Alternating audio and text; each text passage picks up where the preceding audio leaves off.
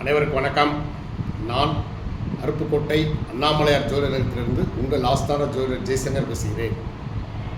என்ன பார்க்க போகிறோம் அப்படின்னா, இப்போ நிறைய வீடுகளில் குடும்பத் தலைவராகவும் கணவனாகவும் தகப்பனாகவும் இருக்கக்கூடிய கஷ்டப்பட்டுக்கிட்டு இருக்கக்கூடிய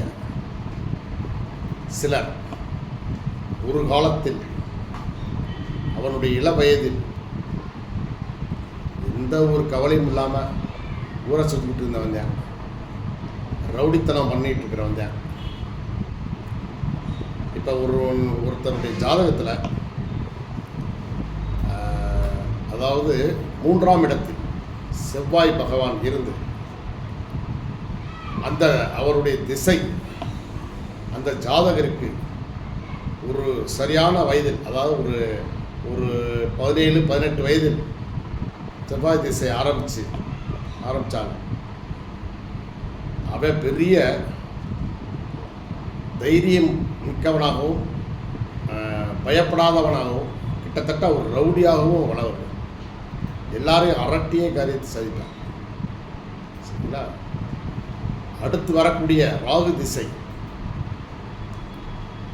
ஏன்னா பாவக்கிரகங்களுடைய பார்வை இப்போ நான் சொல்லக்கூடிய இந்த இதிலெல்லாம் இருந்தால் அவன் இந்த மாதிரி இருப்பான். எப்படின்னா, செவ்வாய் 3ஆம் இடத்தில் இருக்குது, திசை நடத்துது, அவன் பெரிய ரவுடியாக மாறிடுறான். ஏன்னா அந்த நேரம் தான் வளர்ந்து வர்ற டைம்.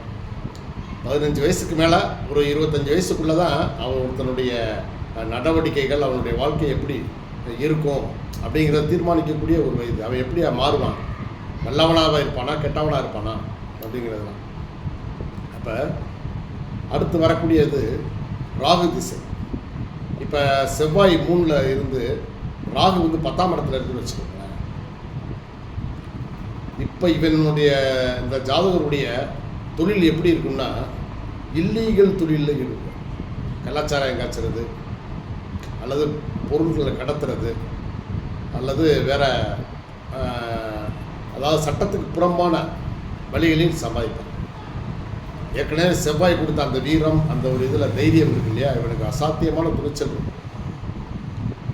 போக செவ்வாய் அப்படிங்கிறனால இவன் வந்து போலீஸுகளுடைய நிறைய தொடர்பு வச்சுக்கிறான், குற்றவாளிகளுடைய தொடர்பு இவனுக்கு இருக்கும். ஸோ அதனால் இவங்களுடைய தொழிலே ஒரு வில்லங்கமான தொழிலாக தான் இருக்கும். இவங்களை நம்ப முடியாது. யாரையும் படக்குன்னு ஏமாற்றிடுவாங்க. காசுக்காக வந்து நட்பு கிட்பு எதையும் பார்க்க மாட்டாங்க, சொந்த பந்தம் எதையும் பார்க்க மாட்டாங்க. இவனுடைய நோக்கம் பணம், அவ்வளோதான். அப்போ இப்படி இருக்கிறவங்களை யார் தண்டிக்கிறது? ஏன்னா இவன் யாரும் கட்டுப்பட மாட்டான், சட்டத்துக்கு கட்டுப்பட மாட்டான், மனிதர்களுக்கும் கட்டுப்பட மாட்டான். அப்போ இப்படிப்பட்ட ஆட்களைத்தான் நீங்கள் இப்போ பொதுவாக பார்க்கலாம். சின்ன வயசில் ரொம்ப ஆட்டமாக ஆடிக்கிட்டு இருந்தவன் அடுத்து வரக்கூடிய ராகு குரு திசை ஓரளவுக்கு அவனுக்கு ஏதோ லைஃப் கொடுக்கும். ஆனால் அடுத்து வர்றார் பார்த்தீங்களா, தர்மவான் நீதிபதி சனி பகவான், அவருடைய திசை நடக்கும்போது இவன் பண்ண பாவம் எல்லாத்துக்கும் தண்டனை அவர் கொடுப்பார். சனி திசை பார்த்தீங்கன்னா ஆள் அவ்வளோ வாட்டா சாட்டமாக வீரமாக இருந்தவன் அப்படியே ஒடுங்கி போய் எலும்பு கூடு மாதிரி ஆகிடும். குடும்பத்தினராலும் மற்ற நண்பர்களாலும் வேற தொழில் போட்டியாளர்களாலும் ரொம்ப கேவலப்பட்டு அவமானப்பட்டு நிறைய பேரை நம்ம பார்க்குறோம். நான்லாம் சின்ன வயசில் ரொம்ப ஒரு சிலர்லாம் பார்த்து ரொம்ப ஆச்சரியப்பட்டிருக்கேன், அதிசயப்பட்டிருக்கேன்.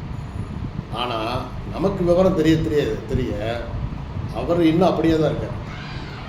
போக இப்போ நான் சொன்ன மாதிரி சின்ன வயதில் ரொம்ப யாரை பிரமிப்பாக பார்த்தோமோ பயமாக பார்த்தோமோ அவங்கெல்லாம் இப்போ ரொம்ப சாதாரண நிலைமையில் ரொம்ப ஆள் ஒடுங்கி போய் தான் இருக்காங்க.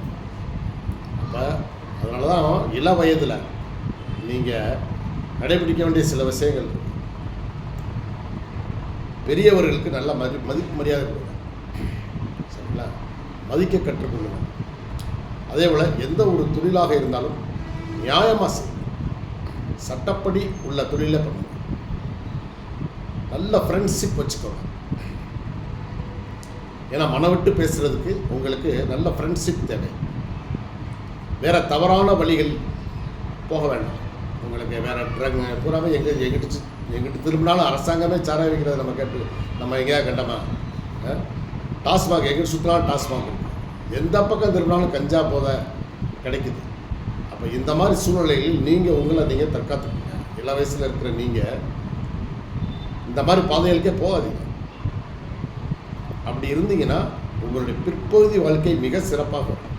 நல்ல மனைவி கிடப்பாங்க, சரிங்களா, நல்ல குழந்தைகள் பிறப்பாங்க. நீங்கள் வாழ்க்கையில் மேலே மேலே முன்னேறிட்டே போவீங்க. ஏன்னா அளவு கள்ளக்கடத்தல் பண்ணி சீக்கிரமாக உடனே மேலே போயிட்டு மேலே போகணுன்ற அவசியம்லாம் இல்லை. நீங்கள் மெதுவாக போனாலும் மன நிம்மதியான ஒரு தூக்கம், சரிங்களா, ஒரு மன அமைதி, இதெல்லாம் உங்களுக்கு கிடைக்கும். இதுதான் மெயினாக தேவை. ஸோ நம்ம பிள்ளைகளையும் நீங்கள் அது மாதிரி நல்லா வளர்த்து அவங்களையும் நல்லா படிக்க வச்சு ஒரு வேலைக்கு அனுப்பி நீங்களும் வாழ்க்கையை நிறைவாக வாழ்வீங்க. ஸோ அதனால் தவறான பாதைகளை தேர்ந்தெடுக்க வேண்டாம். இள வயதில் கொடுக்கக்கூடிய அந்த செவ்வாய் திசை வந்துச்சுன்னா அது ரொம்ப வீரத்தை வேகத்தை ஆற்றலையும் கொடுக்கும். அந்த மாதிரி நேரத்தில் கொஞ்சம் அடக்கி வாசித்து நீங்கள் தெய்வத்தின் பாதையில் சென்றீங்கன்னா உங்களுடைய வாழ்க்கை மிக பிரமாதமாக ஒரு பேர் சொல்லக்கூடிய அளவில், சரிங்களா, மன நிம்மதியான ஒரு வாழ்க்கையை நீங்கள் வாழ்வீங்க. நன்றி, வணக்கம்.